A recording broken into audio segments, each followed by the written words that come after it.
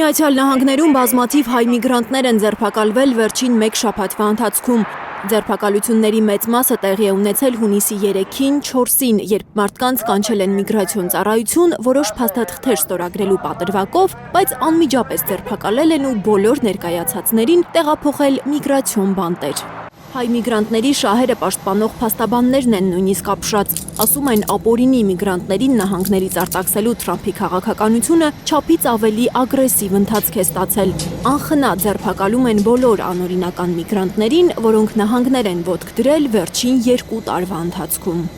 Թիրախավորված են այն մարդիկ, որոնք ապօրինի մուտք են գործել Միացյալ Նահանգներ ու որևէ փաստաթուղթ, անգամ աշխատանքային իրավունք կամ նույնիսկ վարորդական վկայական չունեն։ Դեռ կես տարի առաջ ԱՄՆ ներգաղթի եւ մաքսային ծառայության հրապարակած ցուցակով կացության անհրաժեշտ թղթեր չունեցած 2808 հայ էր արտաքսման հրաման ստացել։